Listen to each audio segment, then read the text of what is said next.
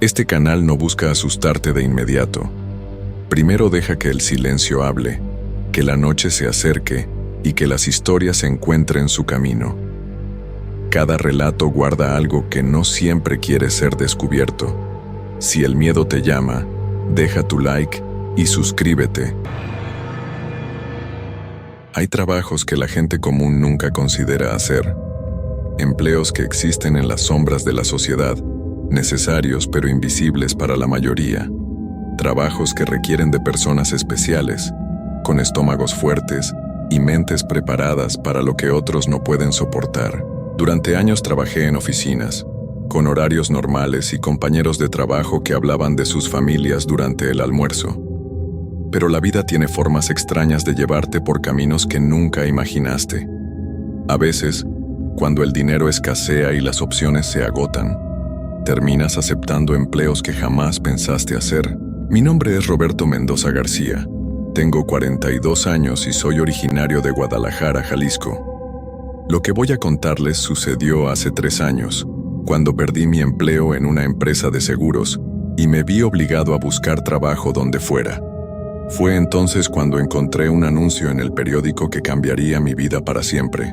Se busca vigilante nocturno para cementerio municipal. Experiencia no necesaria. Excelente pago. Presentarse en oficinas administrativas.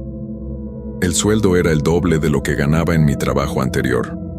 Eso debió ser una señal de alarma, pero cuando tienes deudas que pagar y una familia que alimentar, no haces muchas preguntas.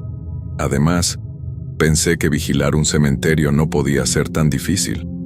Los muertos no causan problemas, ¿verdad? Me presenté al día siguiente en las oficinas del cementerio San Miguel, ubicado en las afueras de la ciudad. El lugar era más grande de lo que esperaba, con secciones que se extendían por varias hectáreas. Había áreas antiguas con tumbas de mármol elaboradas y zonas más nuevas con sepulturas modernas y sencillas. El señor Ramírez, el administrador, me recibió en su oficina. Era un hombre mayor, de cabello blanco y mirada cansada. Desde el momento en que entré, noté algo extraño en su comportamiento. Evitaba hacer contacto visual directo y sus manos temblaban ligeramente cuando me explicaba las responsabilidades del puesto. El trabajo es sencillo, me dijo. Solo tienes que recorrer el cementerio cada 2 horas, verificar que no haya intrusos y reportar cualquier cosa fuera de lo normal. El turno es de 10 de la noche a 6 de la mañana. Le pregunté por qué pagaban tan bien por un trabajo aparentemente simple. Su respuesta me dejó con más preguntas que respuestas. Hemos tenido dificultades para mantener personal en este puesto. La gente no dura mucho tiempo. Esperamos que usted sea diferente. Firmé el contrato esa misma tarde. Necesitaba el dinero y, honestamente, no creía en fantasmas ni historias de terror. Era un hombre práctico, educado, que confiaba más en la lógica que en supersticiones. Qué equivocado estaba. Mi primera noche de trabajo fue un viernes. Llegué media hora antes para familiarizarme con el lugar. El señor Ramírez me mostró la caseta de vigilancia, una pequeña construcción de concreto ubicada cerca de la entrada principal. Tenía una silla, un escritorio pequeño, una lámpara y un radio de comunicación. Si necesita ayuda, use el radio, me explicó.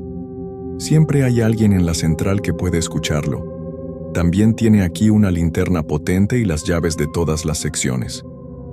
Me entregó un mapa del cementerio. Era más complicado de lo que pensaba. Había 7 secciones principales, cada una con nombres diferentes: San Pedro, Santa María, El Descanso, La Paz, San José, Santa Teresa y la sección más antigua, simplemente llamada El Panteón Viejo. Una cosa más, me dijo antes de irse. Trate de no acercarse mucho al Panteón Viejo durante sus rondas. Esa área está en renovación. No le di mucha importancia a su comentario. Pensé que tal vez había problemas con la estructura de las tumbas antiguas o algo por el estilo. Las primeras horas pasaron sin novedades. Hice mi primera ronda a las 11 de la noche. Caminé por las secciones iluminando con mi linterna los senderos entre las tumbas. El silencio era absoluto, roto solo por el sonido de mis propios pasos sobre la grava. Durante la segunda ronda, alrededor de la 1 de la madrugada, Comencé a notar cosas extrañas, pequeños detalles que al principio ignoré, pensando que era mi imaginación o los nervios del primer día. Había flores frescas en algunas tumbas que, según el mapa, correspondían a sepulturas de personas que habían muerto décadas atrás. Flores que no estaban ahí durante mi primera ronda. También noté que algunas velas se encendían solas en ciertos monumentos, a pesar de que no había nadie más en el cementerio. Pero lo que realmente me puso nervioso fue el sonido. Un murmullo constante que parecía venir de diferentes direcciones. Al principio pensé que era el viento entre los árboles, pero no había brisa esa noche. El aire estaba completamente quieto. Regresé a la caseta y traté de concentrarme en otras cosas. Llevé un libro para leer, pero las palabras se difuminaban ante mis ojos. No podía dejar de pensar en los sonidos que había escuchado. A las 3 de la madrugada, durante mi tercera ronda, las cosas empeoraron. Esta vez el murmullo era más claro, más definido. No era el viento. Eran voces. Voces humanas susurrando palabras que no podía entender, pero que me llenaban de una sensación de terror que nunca había experimentado. Aceleré el paso, tratando de completar la ronda lo más rápido posible. Fue entonces cuando vi la primera figura. Era una sombra que se movía entre las tumbas de la sección San Pedro. Al principio pensé que era un intruso, alguien que había entrado al cementerio sin autorización. Encendí mi linterna y apunté hacia donde había visto el movimiento. No había nadie ahí. Revisé toda el área, iluminando cada rincón, cada tumba, cada árbol. Nada. Pero la sensación de estar siendo observado no me abandonaba. Sentía ojos clavados en mi espalda. Una presencia que me seguía mientras caminaba. Terminé la ronda prácticamente corriendo de regreso a la caseta. Una vez ahí tomé el radio para reportar lo que había visto, pero me detuve. ¿Qué les iba a decir? ¿Que había visto sombras moviéndose? ¿Que escuchaba voces? Pensarían que estaba loco. Las siguientes 2 horas fueron una tortura. Cada ruido me sobresaltaba. El tic-tac del reloj en la pared sonaba como tambores. Cuando llegaron las 5 de la mañana para mi última ronda, casi decidí no salir de la caseta, pero necesitaba el trabajo. Mi familia dependía de ese sueldo. Así que tomé la linterna y salí una vez más. Esta última ronda fue la peor. Las voces eran más fuertes, más claras. Podía distinguir palabras sueltas en español, susurros desesperados que parecían salir directamente de la tierra. «Ayúdame, no te vayas. Tengo frío». Y las sombras ya no se escondían. Las veía claramente, figuras humanas que caminaban entre las tumbas, que se detenían cuando las iluminaba con la linterna, pero que no desaparecían completamente. Era como si fueran personas reales, pero translúcidas, como imágenes proyectadas en el aire. La más aterradora apareció cuando me acercaba al final de mi ronda. Era la figura de una mujer joven, vestida con ropa antigua, que caminaba lentamente hacia mí. No huía cuando la iluminaba con la linterna. Al contrario, parecía caminar más rápido. Corrí. No me avergüenza admitirlo. Corrí como nunca había corrido en mi vida de regreso a la caseta, donde me encerré hasta que llegó mi reemplazo a las 6 de la mañana. Mi reemplazo era un hombre mayor llamado Don Carlos, que llevaba trabajando en el cementerio por más de 20 años, pero solo en turnos de día. Cuando llegó esa mañana y me vio el rostro pálido y las manos temblorosas, no hizo preguntas. Solo me miró con una expresión que mezclaba comprensión y lástima. «Primera noche, ¿verdad?», me preguntó mientras yo recogía mis cosas. Asentí sin poder hablar. Tenía la garganta seca y las piernas aún me temblaban. «No se preocupe, joven, todos pasamos por lo mismo la primera vez. ¿Va a regresar mañana?». La pregunta me quedó resonando en la cabeza durante todo el camino a casa. Necesitaba el trabajo, pero lo que había vivido esa noche había cambiado algo fundamental en mí. Ya no era el mismo hombre práctico y escéptico que había firmado el contrato el día anterior. Llegué a mi casa cuando mi esposa Marta se levantaba para preparar el desayuno de los niños. Me vio llegar y inmediatamente notó que algo había pasado. «¿Cómo te fue en tu primer día?», me preguntó mientras preparaba café. «Bien», mentí. «Solo un poco cansado. Es diferente trabajar de noche». No podía contarle lo que había visto. Ella ya estaba preocupada por nuestros problemas económicos y no quería añadir más estrés hablándole de fantasmas y apariciones. Además, parte de mí esperaba que hubiera sido solo mi imaginación. Los nervios del primer día de trabajo. Traté de dormir durante la mañana, pero cada vez que cerraba los ojos veía la figura de la mujer caminando hacia mí. Escuchaba las voces susurrando mi nombre. Finalmente me levanté y pasé el resto del día viendo televisión, tratando de distraer mi mente. Esa tarde, antes de regresar al trabajo, decidí hacer algo de investigación. Fui a la biblioteca municipal y busqué información sobre el cementerio San Miguel.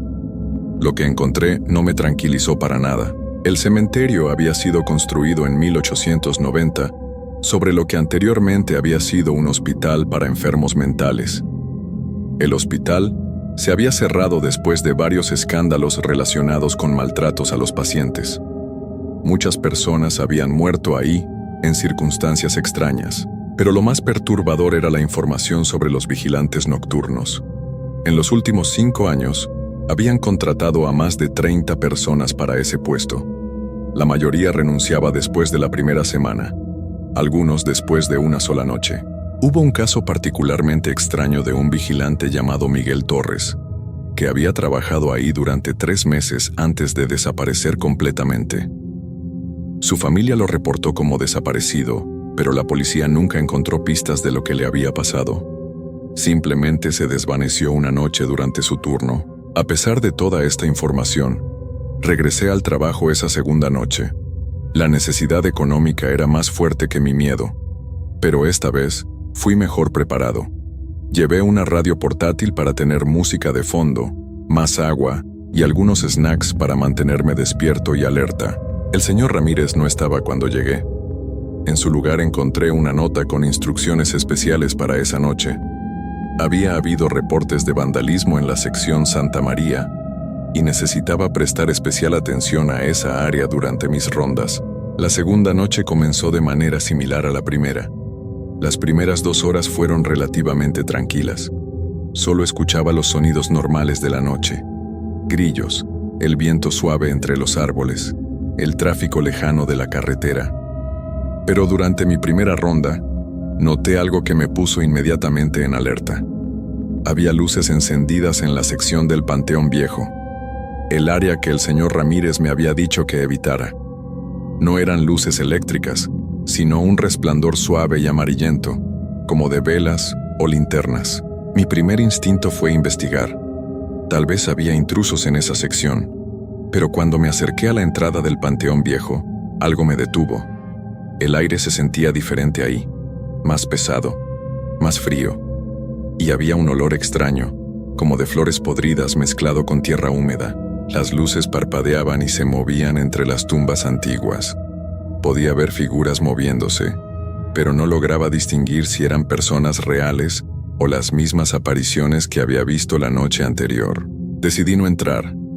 En lugar de eso, rodeé toda la sección por el perímetro exterior, manteniendo mi distancia pero vigilando que nadie saliera o entrara por otros accesos. Fue durante esta vigilancia que escuché algo que me heló la sangre. Era el sonido de una conversación. No susurros como la noche anterior, sino voces normales de personas hablando. Pero las palabras no tenían sentido. Era como si estuvieran hablando en un idioma que no reconocía. O tal vez al revés. Me acerqué lo suficiente para escuchar mejor, pero manteniendo una distancia segura. Las voces venían definitivamente del interior del Panteón Viejo. Eran múltiples personas, hombres y mujeres, hablando al mismo tiempo pero de manera ordenada, como si estuvieran en una reunión o ceremonia. De repente, todas las voces se callaron al mismo tiempo. El silencio fue tan abrupto que resultó más aterrador que el sonido de las voces. Y entonces, escuché algo que hizo que mi corazón se detuviera por un momento. Alguien había dicho mi nombre. Roberto. Era una voz de mujer, clara y distintiva, que venía directamente del centro del Panteón Viejo. No era un susurro ni un grito. Era como si alguien me estuviera llamando de manera normal, como si me conociera. Roberto, ven acá. Esta vez la voz sonaba más cerca. Encendí mi linterna y apunté hacia el interior de la sección antigua. Las luces que había visto antes se habían apagado, pero ahora podía ver una figura de pie entre las tumbas más grandes. Era la misma mujer de la noche anterior, vestida con ropa antigua, parada completamente inmóvil, mirando directamente hacia donde yo estaba escondido. No corrí esta vez. Algo en su postura, en la manera como me miraba, me mantuvo paralizado en el lugar. No parecía amenazante, solo triste, profundamente triste. Lentamente, la figura comenzó a caminar hacia mí. Sus movimientos eran fluidos pero extraños, como si estuviera flotando apenas por encima del suelo. Cuando la luz de mi linterna la iluminaba directamente, podía ver a través de ella, pero seguía siendo claramente visible. «Ayúdame», me dijo cuando estuvo lo suficientemente cerca para que pudiera escuchar su voz claramente. «Por favor, ayúdame». Mi mente racional me decía que corriera, que regresara a la caseta y llamara a la policía. Pero había algo en su voz, una desesperación tan genuina que me mantuvo ahí parado. «¿Qué necesitas?», logré preguntarle, sorprendiéndome a mí mismo de que pudiera hablar. «Encuentra mi tumba», me respondió. «He estado buscando por tanto tiempo. No puedo descansar hasta que encuentre mi lugar». Antes de que pudiera preguntarle más, la figura comenzó a desvanecerse lentamente, como humo dispersándose en el aire. Sus últimas palabras fueron apenas un susurro. «En el Panteón Viejo, busca a María Elena Vázquez, por favor».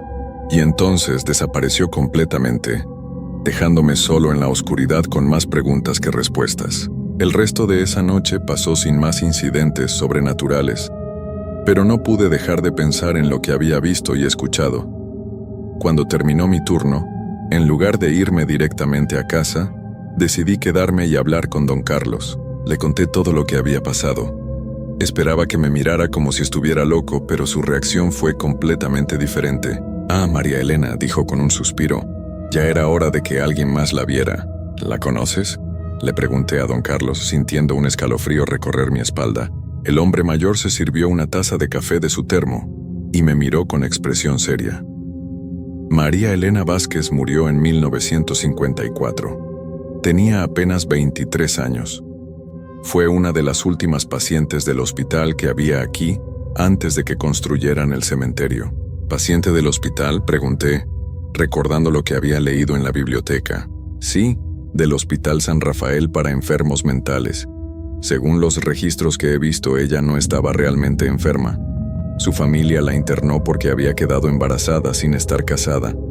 En esos tiempos, eso era considerado una vergüenza terrible». Don Carlos hizo una pausa y tomó un sorbo de su café antes de continuar.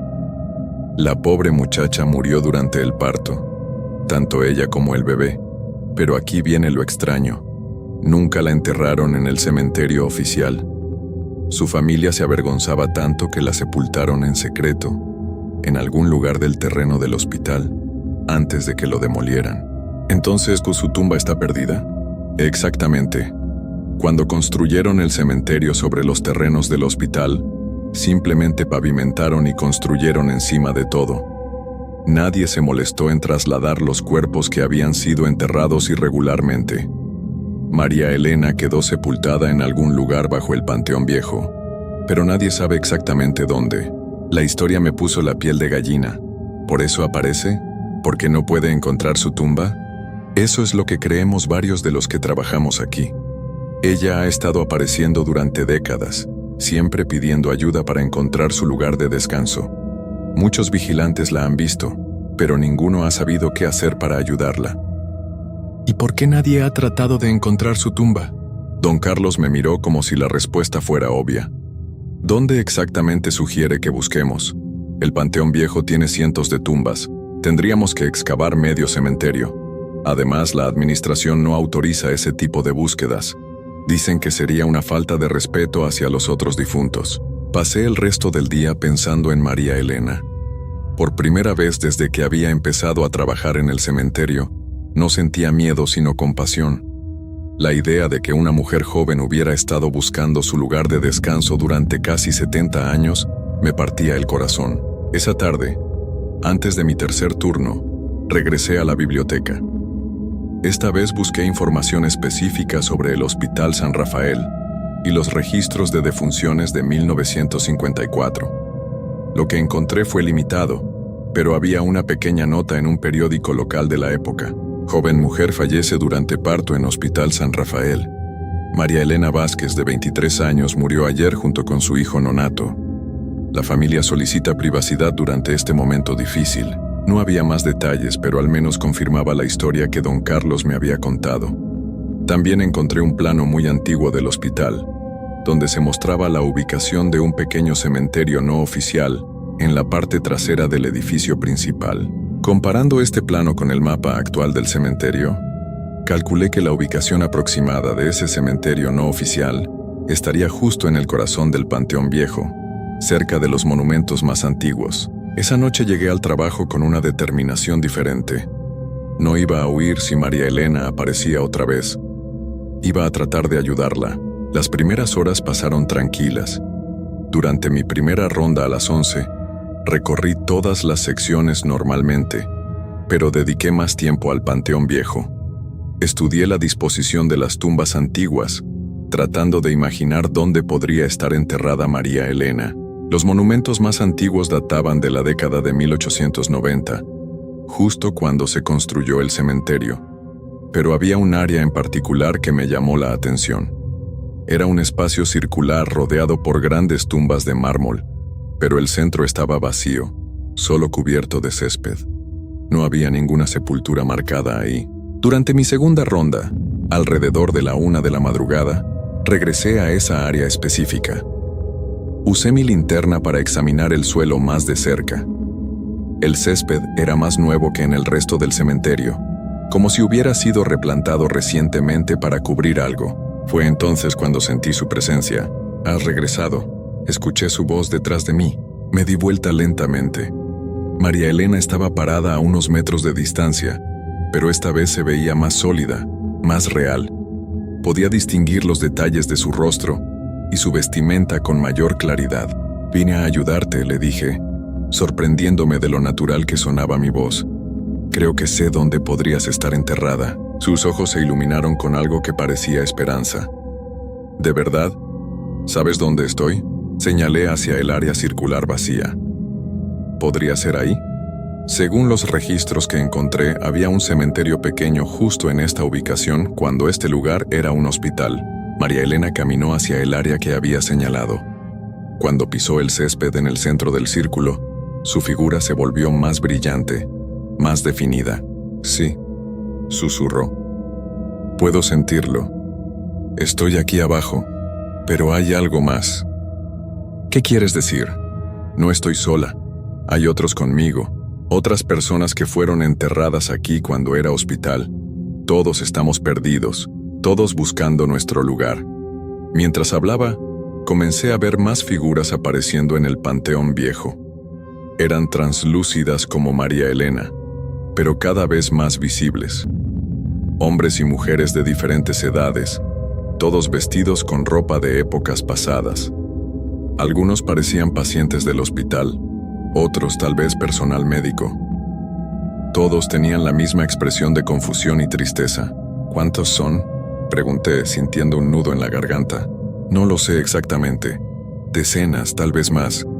Hemos estado aquí durante tanto tiempo esperando que alguien nos reconozca, que alguien nos ayude a encontrar paz». La situación era abrumadora. No era solo María Elena quien necesitaba ayuda, sino toda una comunidad de almas perdidas que habían sido olvidadas cuando se construyó el cementerio. «¿Qué puedo hacer?», le pregunté. «No tengo autoridad para excavar o mover tumbas. Solo necesitamos ser recordados», me respondió María Elena. «Necesitamos que alguien sepa que estamos aquí, que reconozca nuestra existencia. Durante todos estos años, las personas que trabajan aquí han huido de nosotros, nos han ignorado. Tú eres el primero que se ha quedado a escuchar». Pasé el resto de esa noche hablando con María Elena y algunos de los otros espíritus. Cada uno tenía su propia historia trágica. Había un doctor joven que había muerto de tuberculosis mientras trataba a sus pacientes.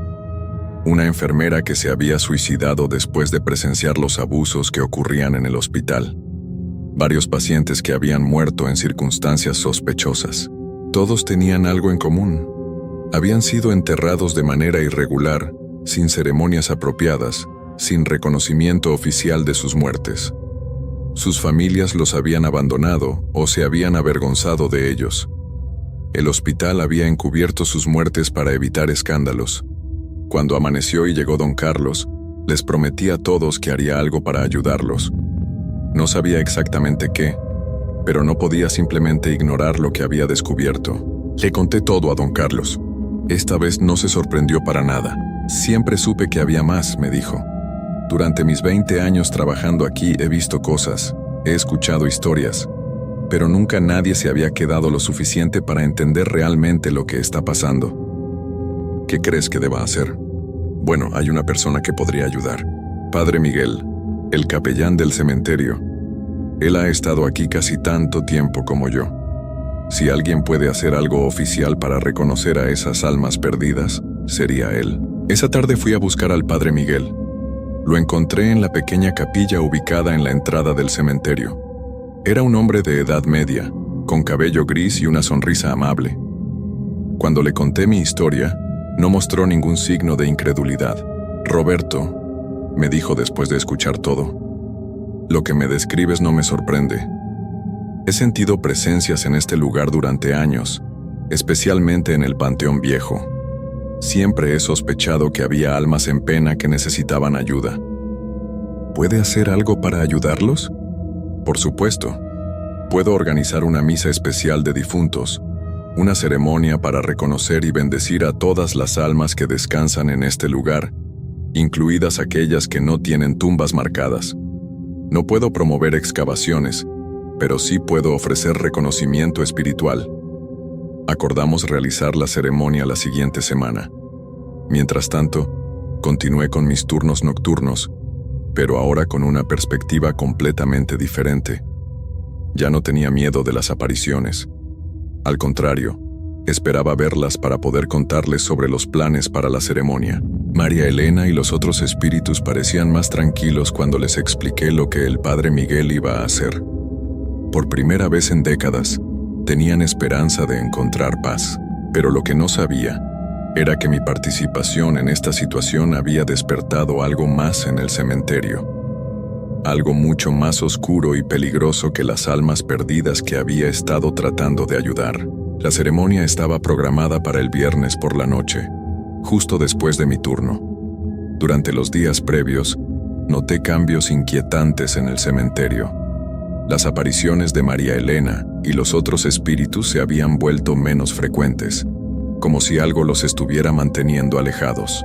Pero había otras presencias, sombras más oscuras que se movían entre las tumbas, figuras que no tenían la misma tristeza pacífica de las almas perdidas del hospital.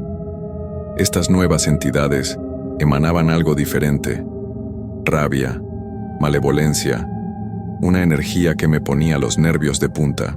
Don Carlos también lo había notado durante sus turnos de día. Algo ha cambiado, me dijo el jueves por la mañana. Los pájaros ya no cantan en ciertas áreas del cementerio, incluso los gatos callejeros evitan el Panteón Viejo. El miércoles por la noche, durante mi quinta noche de trabajo, experimenté el encuentro más aterrador de mi vida. Era alrededor de las 3 de la madrugada cuando decidí hacer mi ronda habitual. Pero esta vez, cuando me acerqué al Panteón Viejo, encontré algo que me dejó paralizado de terror. Había una figura parada en el centro del área circular donde creíamos que estaba enterrada María Elena. Pero esta figura era completamente diferente a las apariciones que había visto antes. Era alta, vestida con lo que parecía ser una bata médica antigua, pero manchada y desgarrada. Su rostro estaba oculto en sombras, pero podía sentir sus ojos clavados en mí. Cuando me acerqué, la temperatura del aire bajó dramáticamente. Mi aliento se volvió visible y mi linterna comenzó a parpadear erráticamente. «Tú eres el que está interfiriendo», dijo la figura con una voz que sonaba como si viniera de muy lejos y muy profundo bajo tierra. «¿Quién eres?», logré preguntar, aunque mi voz salió como un susurro. Yo era el director del Hospital San Rafael, Dr. Ernesto Maldonado. Este es mi territorio y estos son mis pacientes. No tienes derecho a liberarlos. La historia que don Carlos me había contado sobre los abusos en el hospital de repente tomó un sentido siniestro. Este no era un alma perdida buscando paz. Era algo mucho peor. Ellos no te pertenecen, le respondí, encontrando valor en algún lugar profundo de mi ser. Están sufriendo. Solo quieren descansar en paz. La figura del doctor Maldonado se movió hacia mí con una velocidad sobrenatural. Cuando estuvo cerca, pude ver su rostro. Era una imagen de pesadilla. Piel gris y putrefacta, ojos hundidos que brillaban con malicia, y una sonrisa que mostraba dientes negros y podridos. Durante décadas he mantenido control sobre estas almas, gruñó. Las he usado para alimentar mi existencia, para mantenerme anclado a este mundo. Si tú y ese cura las liberan, yo me desvaneceré, y eso no lo voy a permitir. Extendió una mano hacia mí, y sentí como si algo helado me atravesara el pecho. El dolor era indescriptible, como si me estuvieran congelando desde adentro. Caí de rodillas, luchando por respirar. Renuncia mañana, me ordenó.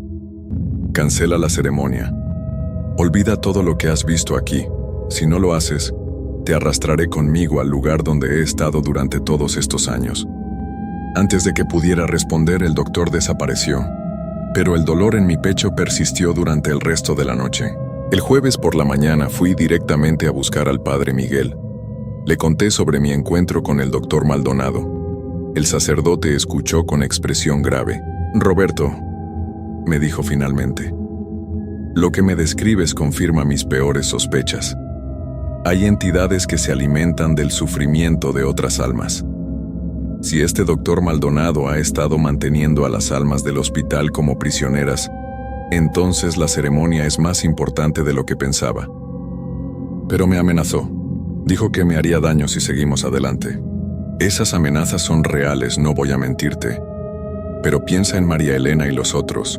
Han estado sufriendo durante décadas.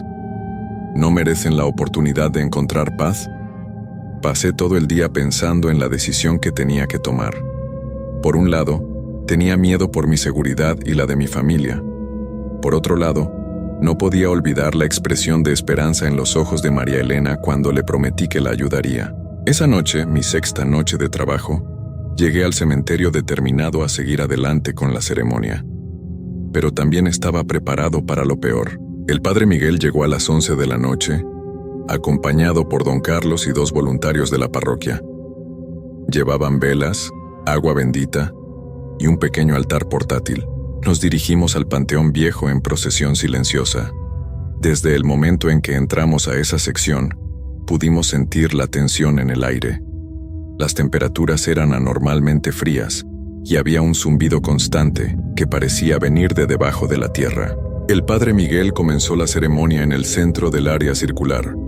Sus palabras en latín resonaban entre las tumbas antiguas, creando ecos extraños que parecían multiplicarse indefinidamente. Al principio, nada parecía suceder, pero gradualmente comenzamos a ver luces suaves apareciendo entre las tumbas.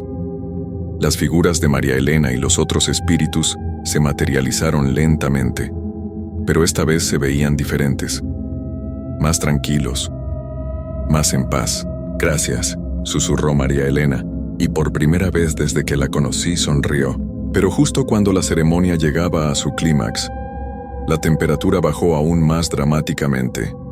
Las velas se apagaron todas al mismo tiempo, y una risa siniestra llenó el aire. El doctor Maldonado apareció en el centro del círculo, pero ahora no estaba solo. Había traído consigo sombras oscuras, entidades que se movían como humo negro alrededor del altar. «¡Detente!», gritó con una voz que hizo temblar las tumbas cercanas. «No puedes quitarme lo que es mío». El padre Miguel no se detuvo. Al contrario, elevó su voz y continuó con la ceremonia, sosteniendo su crucifijo hacia la figura amenazante. Lo que siguió fue una batalla espiritual como nunca imaginé que existiera. Las sombras oscuras atacaban, tratando de apagar las velas e interrumpir las oraciones, mientras las almas del hospital formaban un círculo protector alrededor de nosotros. El enfrentamiento duró lo que pareció horas, pero probablemente fueron solo minutos. Finalmente, con un último grito de rabia, el doctor Maldonado y sus sombras comenzaron a desvanecerse. «Esto no ha terminado», Fueron sus últimas palabras antes de desaparecer completamente. Una por una, las almas del hospital comenzaron a brillar con una luz dorada suave. María Elena se acercó a mí una última vez. «Gracias, Roberto», me dijo. «Ahora podemos descansar, pero ten cuidado. Lo que has hecho aquí ha abierto puertas que tal vez era mejor mantener cerradas». Con esas palabras inquietantes, ella y los otros espíritus se desvanecieron en la luz, dejándonos solos en el Panteón Viejo. La ceremonia había terminado, pero algo fundamental había cambiado en el cementerio. Durante las siguientes semanas continué trabajando mis turnos nocturnos, pero ya no veía a María Elena ni a los otros espíritus del hospital. Habían encontrado paz. Sin embargo, comencé a notar otras cosas. Sonidos extraños que venían de las secciones más profundas del cementerio, áreas que nunca había explorado completamente. Sombras que se movían en la periferia de mi visión. Y a veces, muy tarde en la noche, podía jurar que escuchaba pasos siguiéndome durante mis rondas. Don Carlos me confirmó que otros vigilantes nocturnos de cementerios en la ciudad habían comenzado a reportar actividad inusual. Era como si al liberar a las almas del Hospital San Rafael, hubiera alterado un equilibrio delicado que había existido durante décadas. Trabajé en el cementerio durante 3 meses más después de la ceremonia. Durante ese tiempo, tuve varios encuentros con entidades que definitivamente no eran almas en pena buscando ayuda. Eran cosas más oscuras, más peligrosas, que parecían haber sido atraídas por los eventos de esa noche. Finalmente decidí renunciar. No por miedo, sino porque sabía que había cumplido con mi propósito. María Elena y los otros habían encontrado paz, y eso era lo importante. Pero mi experiencia en el cementerio San Miguel me cambió para siempre. Ahora sé que hay más en este mundo de lo que podemos ver con nuestros ojos. Hay almas perdidas que necesitan ayuda, pero también hay entidades que se alimentan del sufrimiento ajeno, y a veces en las noches más silenciosas, cuando camino por las calles de mi vecindario, todavía puedo escuchar voces susurrando mi nombre en la oscuridad. 3 años han pasado desde entonces, y nunca he regresado al cementerio San Miguel. Pero sé que otros vigilantes nocturnos han tomado mi lugar, y espero que si alguna vez se encuentran con almas perdidas como María Elena, tengan el valor de ayudarlas, porque al final, todos merecemos encontrar paz, sin importar las circunstancias de nuestra muerte. Aunque a veces me pregunto si el doctor Maldonado cumplió su amenaza de que esto no había terminado. Porque desde esa noche, he tenido sueños extraños. Sueños donde camino por pasillos de hospital abandonados, donde escucho gritos ahogados detrás de puertas cerradas, donde una figura en bata médica manchada me sigue a través de corredores infinitos. Y cada mañana, cuando despierto, encuentro tierra húmeda en mis zapatos aunque no haya salido de casa durante la noche. Pero esa, quizás, es una historia para otro día.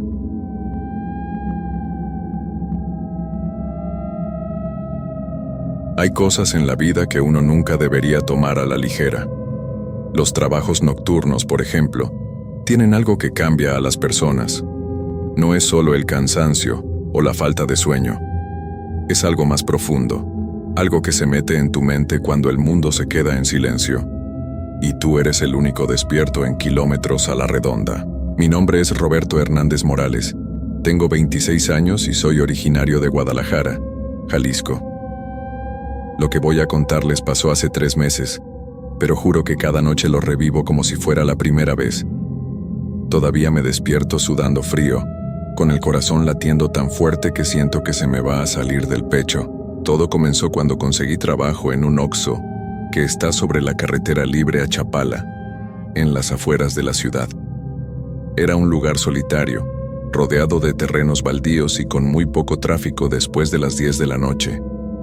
El gerente me advirtió desde el primer día que el turno de la madrugada era difícil, pero necesitaba el dinero. Mi novia estaba embarazada y cualquier trabajo era mejor que nada.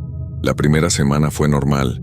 Llegaba a las 11 de la noche y me quedaba hasta las 7 de la mañana. Los clientes eran pocos, algunos camioneros, trabajadores que salían tarde o gente que venía por cigarros o bebidas. Durante las horas más tranquilas, entre las 2 y las 5 de la mañana, podía estudiar un poco o ver videos en mi teléfono. Fue en mi 8º día cuando empezó todo. Eran como las 3 de la mañana cuando escuché que alguien tocaba el cristal de la entrada. Me levanté del banquillo donde estaba leyendo y vi a un hombre parado afuera. Era alto, delgado, vestía una chamarra oscura y tenía una gorra que le cubría la cara. Lo raro era que no había visto llegar ningún coche y el estacionamiento estaba completamente vacío. Me acerqué a la puerta y le pregunté qué necesitaba. El hombre no respondió, solo siguió tocando el cristal con los nudillos, muy despacio, como si tuviera todo el tiempo del mundo. Su forma de tocar era extraña, siempre el mismo ritmo. 3 toques, pausa, 3 toques, pausa. Le volví a preguntar qué quería, pero esta vez levantó la cabeza y pude ver parte de su cara bajo la gorra. Tenía la piel muy pálida, casi gris, y sus ojos eran completamente negros. No negro como el café o como la noche, sino negro vacío, como si no hubiera nada ahí. Me quedé paralizado por un momento. El hombre siguió tocando el cristal, pero ahora sonreía.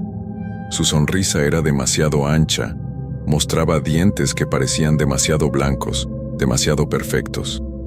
Le grité que la tienda estaba cerrada y que se fuera, pero él no se movió. Fui hasta el teléfono de la tienda para llamar a seguridad, pero cuando regresé a ver hacia la entrada, ya no había nadie. El estacionamiento seguía vacío, sin rastro de que alguien hubiera estado ahí. Pensé que tal vez me había imaginado todo por el cansancio, pero en el cristal de la puerta quedaron las marcas de sus dedos, como si hubiera estado ahí mucho tiempo. El resto de la noche pasó sin más problemas, pero no pude quitarme de la mente esa imagen. Los ojos vacíos, la sonrisa demasiado grande y sobre todo, el silencio absoluto que lo rodeaba. Ni siquiera había escuchado sus pasos salirse. Al día siguiente le conté a mi supervisor lo que había pasado. Se rió y me dijo que probablemente había sido algún borracho o alguien que andaba drogado. Me sugirió que si volvía a pasar, llamara de inmediato a la policía. Pero yo sabía que lo que había visto no era normal. La segunda noche extraña fue 3 días después.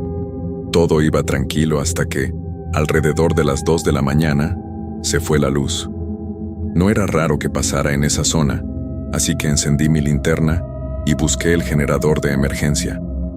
Mientras caminaba hacia la parte trasera de la tienda, escuché que la puerta automática se abría y se cerraba. Regresé corriendo al frente, pensando que había entrado un cliente, pero no había nadie. La puerta seguía abriéndose y cerrándose sola, una y otra vez, como si alguien invisible estuviera pasando por ahí. El sensor no estaba dañado, había funcionado perfectamente durante todo el día. Me quedé ahí parado, viendo cómo la puerta se movía sola cuando escuché un susurro que venía de uno de los pasillos. Era muy bajo, casi inaudible, pero estaba ahí. Sonaba como si alguien estuviera hablando en un idioma que no conocía, o tal vez como si las palabras estuvieran al revés. Tomé mi linterna y me acerqué al pasillo de donde venía el sonido. Las latas y productos estaban exactamente como los había dejado, pero el susurro continuaba. Era como si viniera de las mismas paredes, o tal vez de debajo del piso. De repente, una lata de refresco cayó de uno de los estantes del fondo. Después otra y otra más. No había temblor, ni viento, nada que las pudiera tirar. Simplemente caían, una tras otra, haciendo un ruido metálico que resonaba en todo el lugar. Corrí hacia el interruptor del generador y cuando logré encender las luces todo se detuvo. La puerta dejó de moverse, los susurros se callaron y las latas dejaron de caer. Pero el piso estaba lleno de latas esparcidas, como si alguien las hubiera tirado a propósito. Esa noche no dormí nada cuando llegué a casa. Le conté a mi novia lo que había pasado, pero ella pensó que era el estrés del trabajo y la falta de sueño. Tal vez tenía razón, pero algo en mi interior me decía que no era así. La tercera semana fue cuando todo empeoró. Ya no era solo el hombre de la gorra o las cosas que se caían solas.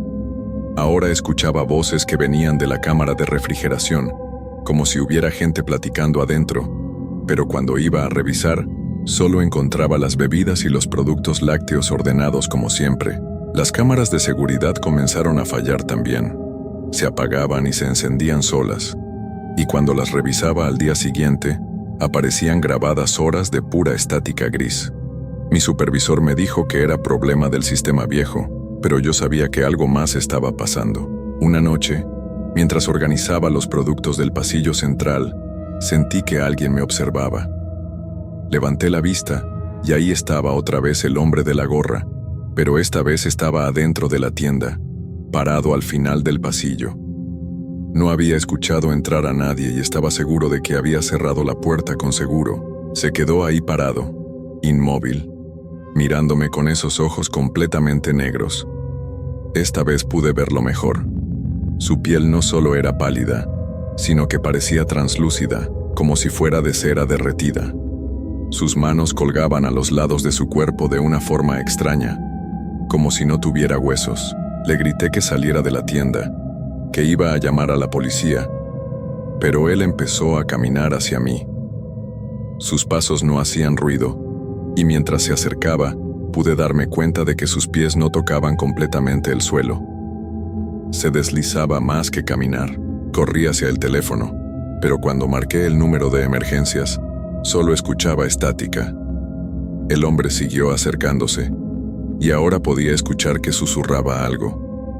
No entendía las palabras, pero el sonido me hacía sentir como si miles de insectos me caminaran por la piel. Tomé un bate de béisbol que guardábamos debajo del mostrador y le grité que se detuviera, pero él siguió avanzando.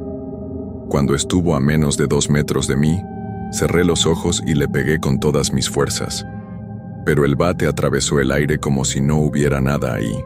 Cuando abrí los ojos había desaparecido otra vez, pero esta vez dejó algo. En el piso, exactamente donde había estado parado, había una mancha oscura que parecía sangre vieja, casi negra. La mancha tenía la forma de pisadas que llevaban directamente hacia la puerta de empleados, la que daba al almacén. Seguí las manchas con mi linterna, aunque cada fibra de mi cuerpo me decía que no lo hiciera. Las huellas iban hasta el almacén y terminaban frente a la puerta del congelador. Pero ahí había algo más que me heló la sangre. La puerta del congelador estaba abierta y adentro había alguien esperándome. Era una mujer, pero no estaba viva. Su piel era del mismo color gris que el hombre y llevaba un uniforme de Oxxo viejo y manchado. Su cabello estaba pegado a su cara con algo que parecía humedad, pero era demasiado espeso para ser agua. Lo más terrible eran sus ojos. Al igual que el hombre, eran completamente negros, pero en ellos podía ver algo que me aterrorizó más que cualquier otra cosa. Reconocimiento. Ella me conocía. La mujer abrió la boca y empezó a hablar, pero su voz sonaba como si viniera de muy lejos, como si estuviera gritando desde el fondo de un pozo. Me decía mi nombre, una y otra vez, pero mezclado con otras palabras que no entendía. Su boca se abría demasiado cuando hablaba, mostrando dientes rotos y una lengua que parecía demasiado larga. Salí corriendo del almacén y me encerré en el baño de empleados. Saqué mi teléfono y llamé a mi supervisor, pero nadie contestaba. Llamé a mi novia, pero tampoco respondía. Era como si todo el mundo se hubiera desaparecido y yo fuera la única persona despierta en todo el planeta. Me quedé encerrado en ese baño hasta que salió el sol. Cuando finalmente salí, la tienda estaba exactamente como siempre. No había manchas en el piso, no había nada raro en el congelador y las cámaras funcionaban perfectamente. Pero yo sabía lo que había visto. Al día siguiente renuncié. Le dije a mi supervisor que había conseguido otro trabajo, pero la verdad es que no podía regresar a ese lugar. Pensé que con eso se acabaría todo, que podría olvidar lo que había pasado y seguir con mi vida normal. Estaba equivocado. Han pasado 3 meses desde que dejé ese trabajo, pero ellos no me han dejado en paz. El hombre de la gorra aparece en mi casa por las noches. Lo veo parado en la esquina de mi calle, siempre mirando hacia mi ventana. La mujer del congelador aparece en mis sueños, diciéndome mi nombre con esa voz que suena como si viniera del infierno. Mi novia ya no me cree. Dice que estoy enfermo, que necesito ayuda médica. Tal vez tenga razón, pero yo sé lo que vi. Y lo peor de todo es que cada día se acercan más. Ahora los veo también durante el día, siguiéndome cuando voy al mercado, cuando camino por la calle, cuando trato de encontrar un nuevo trabajo. He tratado de hablar con otros empleados de Oxxo, de preguntarles si han visto algo extraño en los turnos nocturnos, pero todos me ven como si fuera un loco. Solo una señora que limpia una tienda en las madrugadas me dijo algo que me confirmó mis peores sospechas. Me dijo que había escuchado historias de personas que trabajan de noche en lugares solitarios y que a veces ven cosas que no deberían estar ahí. Me explicó que hay sitios donde la frontera entre nuestro mundo y otros lugares es muy delgada, especialmente durante las horas más oscuras. También me contó que una vez conoció a un muchacho que trabajaba en el mismo Oxxo donde yo estuve. Según ella, el chico empezó a ver cosas extrañas durante su turno nocturno. Un día simplemente no volvió a su casa después del trabajo. Lo encontraron 3 días después en el almacén de la tienda, pero no estaba bien. Había perdido la razón completamente y no podía hablar de otra cosa que no fueran los ojos negros y las voces que venían del congelador. Ahora lo entiendo todo. No era solo mi imaginación, ni el cansancio, ni el estrés. Ese lugar está maldito, o tal vez es un portal hacia algo que no debería existir. Y lo peor es que una vez que te ven, una vez que saben que puedes verlos, no te dejan ir. Anoche el hombre de la gorra tocó a mi puerta. Lo vi a través de la mirilla, parado ahí con esa sonrisa demasiado ancha, tocando la puerta con el mismo ritmo de siempre. 3 toques, pausa. 3 toques, pausa. Esta vez no se fue cuando salió el sol. Todavía está ahí. Mi novia se fue esta mañana. Dice que no puede más con mis alucinaciones y que cuando me sienta mejor puede buscarla. Pero yo sé que no voy a mejorar. Ellos no me van a dejar. Escribo esto porque quiero que alguien sepa la verdad sobre lo que pasó. Si algún día encuentran este relato, por favor, nunca trabajen solos de noche en lugares alejados. Y si alguna vez ven a un hombre con una gorra que toca el cristal sin hacer ruido, o escuchan voces que vienen de donde no debería haberlas, corran. Corran y no miren atrás, porque una vez que te ven, una vez que cruzan ese límite, ya no hay vuelta atrás. Y ahora puedo escuchar que la mujer del congelador está susurrando mi nombre desde algún lugar de esta casa. Se está acercando. Ya no hay escapatoria.